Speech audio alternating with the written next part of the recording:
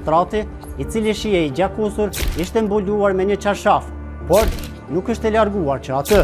Më skandalozja në këtë klinikë është gjendja e tualeteve.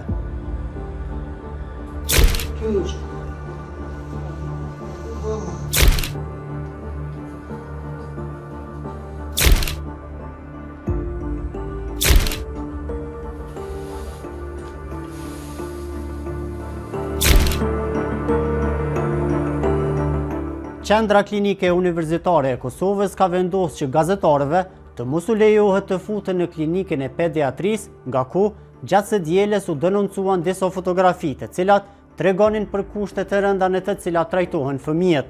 Në një situatë pa precedent, zyra e mediave ka ndaluar Kallxo.com që të futet në reportet dhe të filmoj gjendjen me arsyetimin se aty janë duke u trajtuar raste të ndjeshme.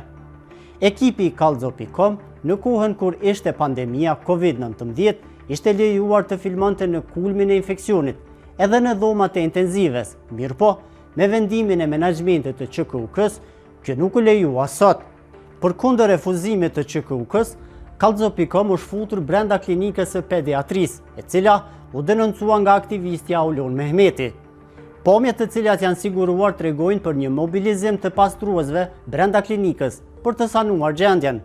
Pastrueset janë hasur duke ndërmarrë aksionin e pastrimit, ndërsa shtrati, i cili shije i gjakusur, ishte mbuluar me një çarshaf, por nuk është e larguar që atë. Pra, në shtratin e gjakusur vazhdojnë të qëndrojnë pacient. Më skandalozja në këtë klinikë është gjendja e tualeteve. Në këtë klinikë, 2 toalete kanë vetëm një derë, e cila nuk ka rrezë, ndërsa gocat e tualeteve nuk kanë fare kapak.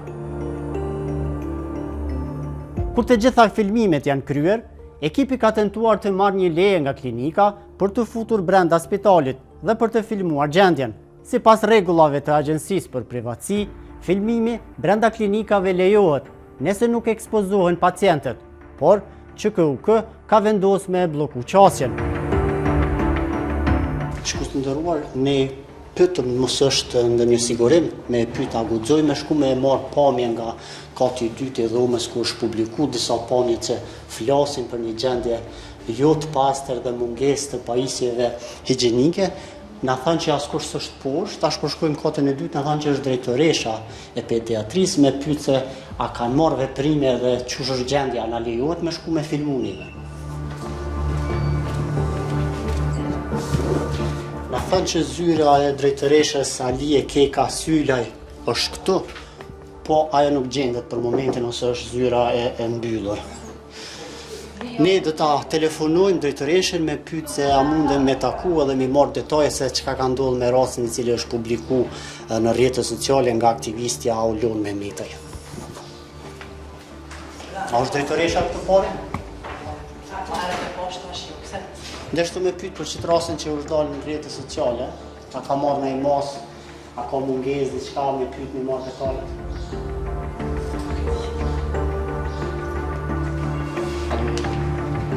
Tash do të telefonojmë drejtoreshën Alie Keka Sylaj me i marrë detajet e fundit dhe sigurisht do të kërkojmë një takim bisedë me ta rreth rastit i cili është publikuar në rrjetet sociale.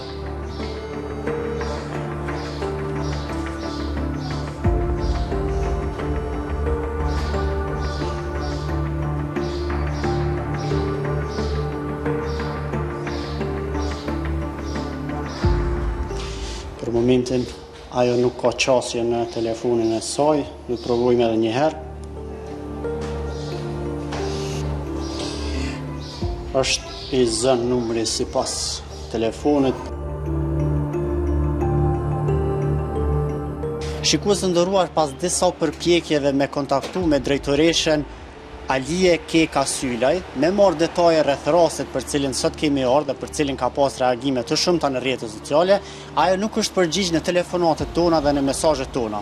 Ne kemi kërkuar leje për me filmu brenda hapësirave të pediatrisë, mirë po zyra për informim përmes një mesazhi na ka thonë që për shkak të rasteve të ndjeshme që trajtohen në klinikën e pediatrisë, nuk lejohet gjerimi në ambientet e kësaj klinike. Sipas rregullave tona, gjerimi nëpër klinika lejohet për shkak se ne ruajmë privatësinë e secilit pacient. Unë paraprakisht kam qenë dhe kam pa gjendjen e cila është në dhomat e kësaj klinike. aty kam pa që personat përgjithës kanë dalë me pastru dhomat e pediatrisë, po ashtu kam pa që në përbanjo janë vendosur shamponat dhe saponet e nevojshëm, e po ashtu kam pa që janë shtru edhe disa çarshaf në përdhoma. Kjo është gjendja në pediatri, ndërsa ju vazhdoni të raportoni në kallzo.com.